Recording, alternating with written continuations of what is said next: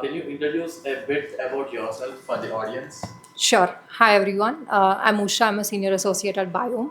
So, maybe for context setting, Biome is a venture studio. So, we build companies from scratch. So, we almost act like an institutional co founder. So, we do everything from -1 to taking it to an enterprise level. So, that's a little about Biome. And, because we are a lean team in this ecosystem, I personally do everything and anything. So evaluating companies, evaluating if the opportunity has potential, if the team has potential, if it's an opportunity that we want to co-build alongside.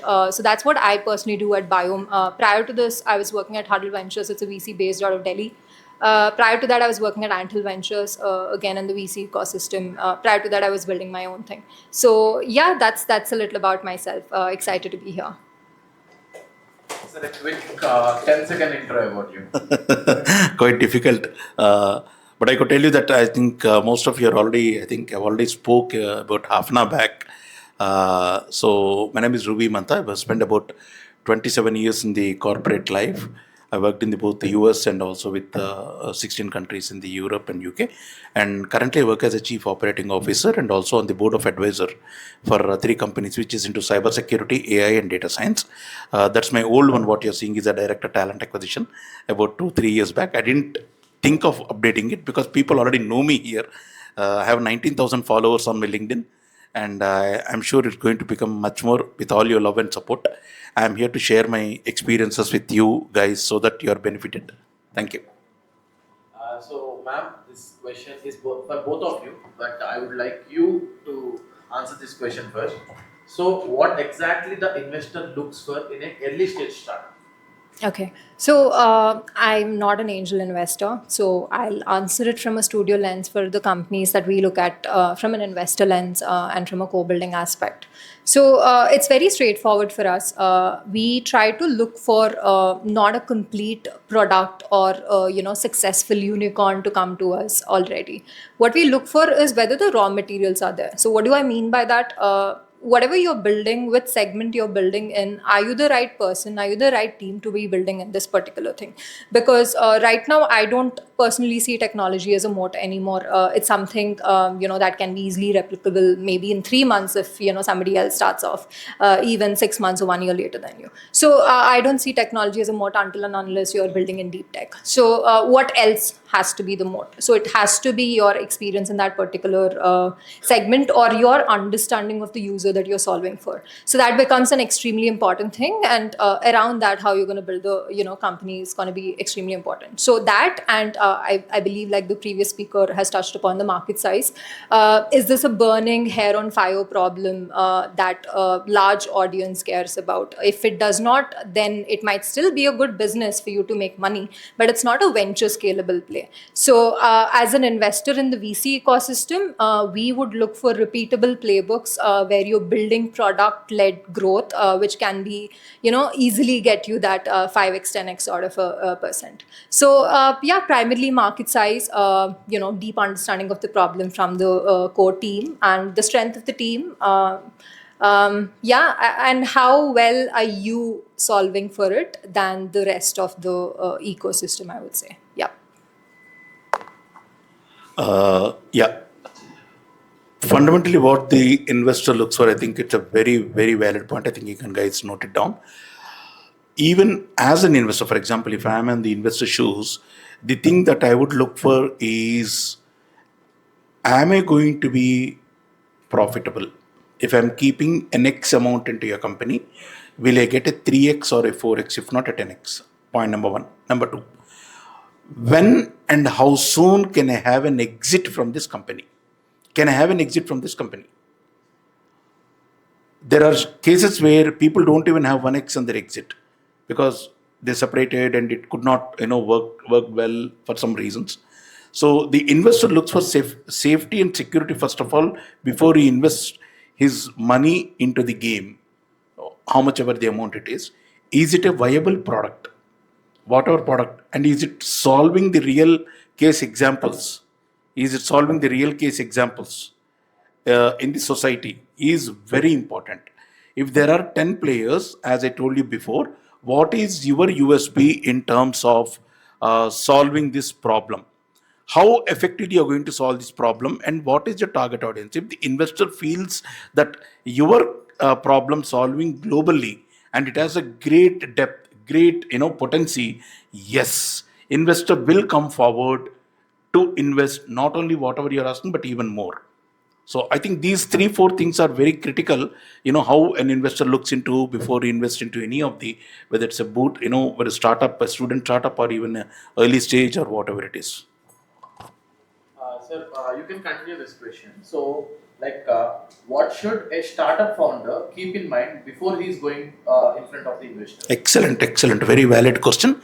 I think this will be in the benefit of every, I think, founder, startup guys. Listen very, very carefully. Please do your homework.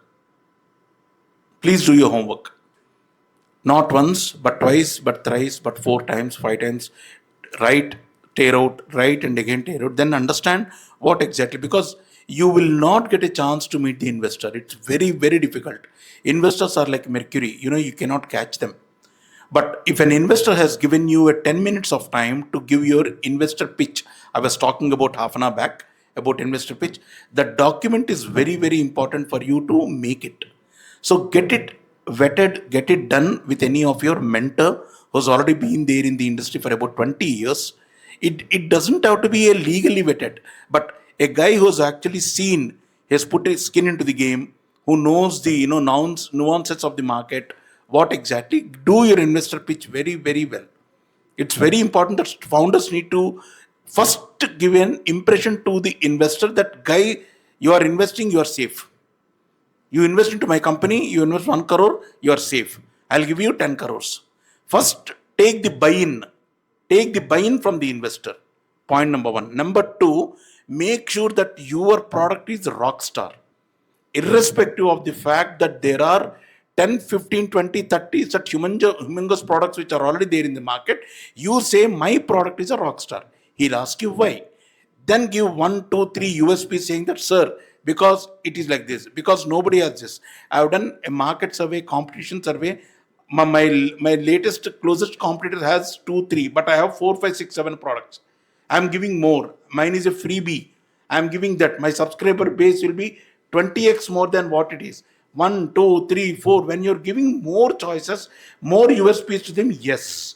And investor gets slowly convinced. And it is not one-way affair. Once you try to get his emotion, what he is looking for, during the course of conversation, it is important founder needs to understand and analyze the emotion, the psyche of the investor. If he likes, he'll invest. He'll give a term sheet, you'll sign, he will sign, and it is a done deal. Make sure you put a lot of your 25 years of your whatever it is into the paper. Make sure it's a do or die, because investor, if he invests, he'll become a rock star. So these are the four things that you should look at before you actually go do your homework, do your USP, who are your market segment, what problem you're solving, and how good your product, your company is much better than the others. Other three companies are bigger, much bigger. But though you are a startup, you can actually crack them with 18 months of time. Show them the path. In 18 months to 24 months, this is my path. And my growth trajectory is 100x. Convince them. Convince them. And your background also matters. For example, if you are from an IIT graduate, if you are from BITS, you have one more co-founder is also from BITS. That talks about what you are from. That also gives a buy-in to the investor. He thinks, yeah, these guys are really good. It's not that he will take my money and run away. Make the buy-in, make them to trust you, and talk genuinely, because that should be in your eye and also heart. Be genuine when you're talking to the investor. Look to him as a benefactor. He is my source of everything. So talk to him like that, as if you be a partner. Don't beg. He said beg. Begging is good, but make sure that see, we are together now. Tomorrow when we catch hands and walk together, we can make multiple times on that. Once the investor gets this thing, I think founder is a done deal. Thank you for that. A lot of great points. I'll build on top of the first point that he's touched upon, which is know who you're speaking with. So here, maybe what I would like to stress upon a little is a lot of times founders coming from different fields. You also need to understand that investors are great at finding the right opportunities, but they're not domain experts per se. They'll not understand if you're coming from a legal tech, or one person would come from deep science, health. Yeah, so the multiple sectors, and we keep listening to these pitches so many times, right? So if you're in a hurry to share your information and you're curious about informing about your company, it might just go over our head. So it's very important, not just for investors, but whoever you're speaking with, to communicate what you're trying to say in the language that they understand. So people can be shy to understand and ask you questions, most basic questions about, hey, I don't understand this. So if they don't understand it, they might pass on the opportunity, even if your company could be great, because people don't want to accept that they don't understand it, right? So there's always that nuance. So it's always important for you to break down something that might be something that you are aware, because you spend so much time as a founder in that particular industry, but I'm only listening to it for like what, the last 40 minutes, 30 minutes. I'm not going to have a clue about it, right? So always know who you're speaking with, and explain it, and don't use jargons. Use it in the most basic language, and always check, are you aware of this industry? How much do you know about this industry? Would you like me to tell you more about this space before even I get to the problem in terms of what I'm working on? So that's one thing. And the second thing I would like to say is, be always open, because 90% of the people, investors that you speak with, are not going to invest in your company. Probably one person, after multiple conversations, would end up, because it's a big risk, right? They're keeping the money into your company. So it's also important to treat these conversations as feedback taking sessions, so that you can keep improving. At the end of the conversation, you might never hear back from the person, but while you're still on the call, ask them, hey, where do you think I could improve? Take feedback right then and there, so that you get it and you sort of keep improving. So feedback and understanding who you're speaking with become very, very critical for early stage founders. And I think, as Usha rightly said, I think taking the feedback, you aren't sure of the fact that you will be getting a funding from them or not, whether term sheet or not. In case you're not being granted a funding, I think that is the next second you need to go to them saying that, see, sir, I'm okay if you don't give, but if you can tell me 1, 2, 3, 4 of my areas of weakness where I can improve upon, I'm sure you can help me. The moment when you say you can help me, kindly help me, these words, they work like magic. These are the 5 words I keep telling to you, because I'm also being invited to more than 20 MBA colleges and engineering colleges, and I tell them 5 words, keep using them in life also. Please, kindly, sorry, excuse me, can you help? If you use these cushioning words, the conversation will become much better. They will not have any negative intent or impression upon you. He should not think that, hey, because I rejected his funding, he's coming to me to. He said, sir, I understand, but can you tell me, sir, 1 or 2 areas of improvement so that I can better my pitch?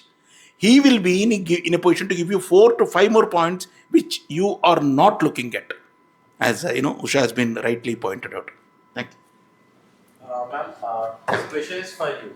So, as an early stage startup founder, is it preferred to go as a bootstrap company or go for funding?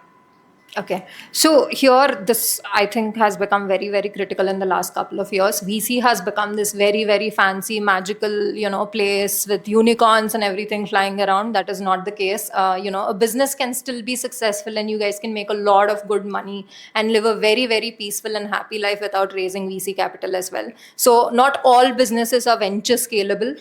But if it is not a venture scalable business, does not mean it's a business that's not worth anything. There's so many companies which are privately backed. I think in the medical tourism there is this company called Vedam, I believe. I think it's doing in crores, and they have not raised a single VC penny. They have very small amount, but they've returned it back and they remained a private company. So it entirely comes down to your sector, what the play is in terms of what you're building, before even is it VC comes up. From a VC lens, what I can tell you is, if you are operating in a market size of more than 1 billion USD globally, and if you can double, triple, 5x your money in terms of what you're making in the next 2 to 5 years, if you can have that pace with a product led growth, VCs are interested. Otherwise, they're not. but it does not mean that that is the goal, that is where everybody has to reach. That is not the case, because as you keep raising money, the valuation of the company keep on increasing, but actually the profitability of the company is something not a lot of people see. It only arrives at much later in the game. So if I think as founders, I feel it's not VC money or external money also that you should be focusing on or even thinking about. That shouldn't be the starting point. It should be about, hey, what am I solving? Can I have a healthy can I build it in a profitable manner such that I'm not burning too much and I can still make it sustainable.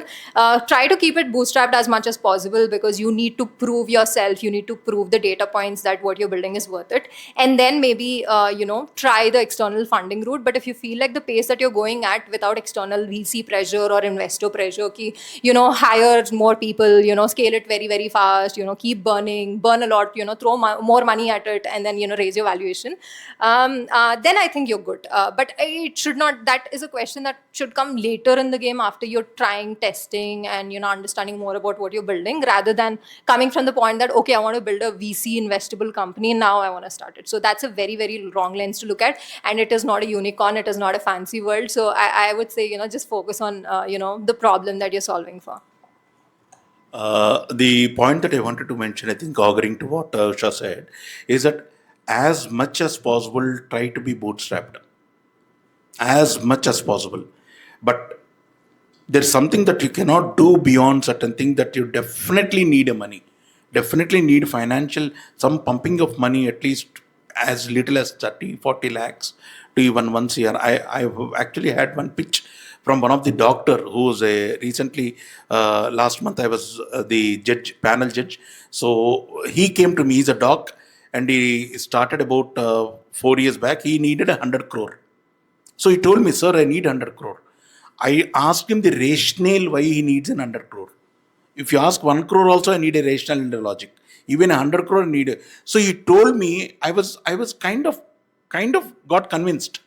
Yes, probably. Because the way he was talking about setting up of 100 crore, this thing. So what I wanted to say first thing is, it is a marathon. It is not a 100 meters dash. All of you need to understand. Startups are marathon. You cannot sprint a marathon. First of all, have that psyche in mind. 1 year I want to become what you're seeing in Instagrams and Economic Times and Business Standard. You cannot become 100 crore. You can become 100 crore, but in 3, 4, 5 years of the time, depending upon your services and your products and the way how you can scale it. Okay, right partnering, right funding is very critical. So stay bootstrapped. In case you're not able to take it anymore, you need funding, then go for a person who is very good in terms of funding, because that person comes onto your board. When he gives a funding, he'll be one of the COOs, advisor. He'll help you also, tell you where to invest, what to do, how to multiply your money. So look to him as a partner. Don't to him, because VCs are also called vulture capitalists. Not just venture capitalists, but vulture capitalists. So stay bootstrapped. But there are, many, like, Usha said, many people who actually skyrocketed their sales being bootstrapped. The best thing is to stay bootstrapped. Don't go to investor unless until the knife is on your neck. Don't go. But if you want to go, ensure that you're going to the best person to increase your valuation. Ma'am, I would like to ask you the final question for today's fireside chat. So, is it always investors who selects the startups, or it is vice versa? I think now the scenario has changed entirely, because there's so much money out there in India. It's not what it was 3 years back. The market is tight, but there is still money. There are still many investors out there. So definitely it has become a more balanced play, I would say. It's not like, people are just taking money from everywhere. It has also become a component of why should founders, really good founders, take money from, let's say, our VC fund or somebody else's. So not really, it has to be like a partnership, right? I think this is one thing that is similar to finding a co-founder. If you are ending up with a bad investor, and if you're just trusting them blindly, and if you're signing term sheets, and if you're signing your SHAs, then for your next set of rounds, it could be a really, really big deal breaker. Many companies have died that way, although your company could have been great, but you've either diluted too much, or there are certain clauses in your term sheets and your legal documents, forcing the founders to not able to raise the next set of funding. So choosing a founder friendly investor is extremely, extremely critical. And it has to be a game of, while they're assessing you, you also need to assess them. Why should I work with this person, or why should I take money from this particular set of investor? Because one thing that I'm sure everybody is aware of is startup journey is extremely difficult, and most of the time, 90% of the times, it is the down, and that 1% of the time you get the high. So this time, who's going to be there? How are they going to be with you? Are they going to choke your neck and ask you to make more money, or raise more money? Or is it that going to be somebody who's going to sort of create a more environment for you where the company can thrive a little? So that becomes extremely critical. Otherwise, you're stuck with a very, very, very bad partner and you're legally tied to them. So it's going to be very bad. So it has to be it's always a play of them assessing and us assessing. But just don't take money from anybody just because they're giving it to you. Evaluate them, assess, then see what value add they can bring to you. If it's just money, I'm sure there are a lot of people out there. Yeah. I would like to add this simple analogy, like it's always a game of demand and supply. If the founders are very, kind of desperate situation where they definitely need money to the investor, because the way they going to put across a proposal to them, giving them an exit kind of a thing, definitely gives them an impression that this guy is a desperate guy. So he will try to, give more, what you call, his term sheet will be much more stricter, and he will be having a more share, a lion share probably in the kind of this thing, instead of looking at 8x or 10x. So now, I will last about 2-3 years after the COVID, 2022-23, I've been seeing a lot of startups. Now it has also become, the founders have become very smart.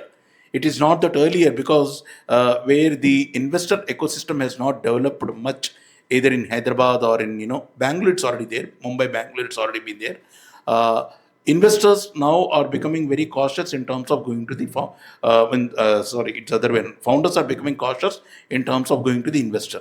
It is not that, though they know. I've been talking to 2 companies in T-Hub last week, where so they said, sir, we have the funding ready with one of the investor, but I hesitate to go to them because I already heard that it will be 1, 2, 3, 4 kind of thing. So investors are careful in terms of going. It is not always, it's an investor game. It's also the founder's game. If the founder thinks that my product is great, definitely it's going to take on to the next world, and he can have the liberty of choosing the investor, which investor to go, because money is there in the market. Even if somebody wants a 10,000 crore, it's available in the market. So it's also, you need to know how to tap, whom to tap, when to tap. If you're able to tap the right person, even for example, 2-3 HNAs would do. You don't even need to go for be venture capitalists. There are good HNAs, high net individuals, who can actually pump in 10 lakhs, 10 lakhs, 10 lakhs. That's a done deal for you. So that should be good enough. So it is, I think it's more shifting towards the founder-led kind of investor, not investor-led kind of this thing. Because these people wanted to scale up, looking at now the ecosystem is also being developed, getting developed. Next 2 years, I'm sure there are a lot of founders ecosystem and investor ecosystem which is also going to come. So it's going to be a trade-off. It's going to be a trade-off. What is that you need? What is that I need? It's not that investor can dictate actually literally the terms that he needs from this thing. The founders can also say, this is what, this is it, this is what I wanted. You can help me and I can help you out. It's let's have the cake and eat it too, kind of thing. So we are open for questions. Any question for our speakers? Anyone?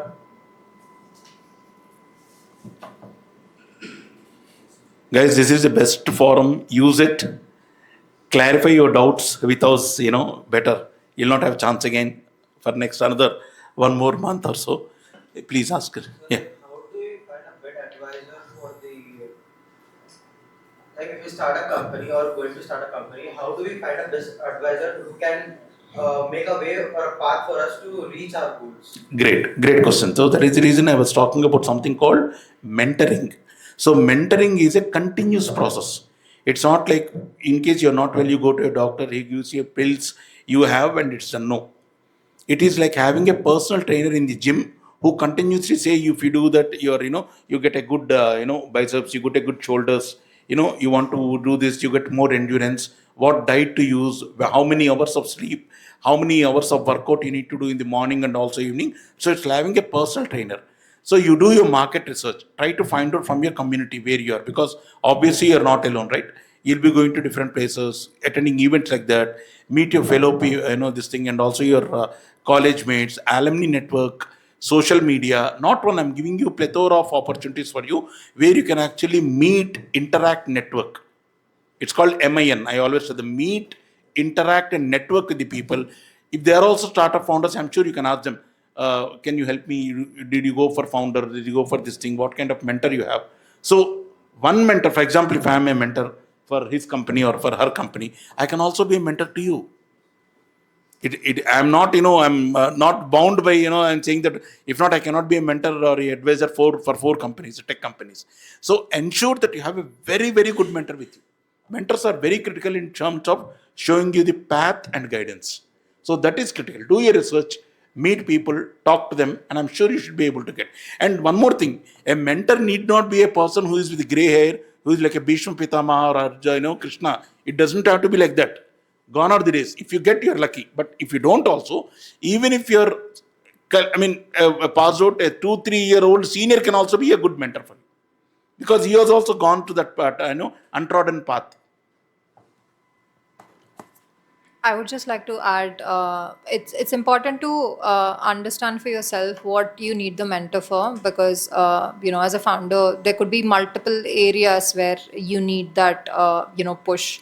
So answering that question for yourself will narrow down your search a lot more. And early mentors and advisors also serve as indicators that people believe in you and the opportunity, which serve as larger validation for you, for the team and the startup itself.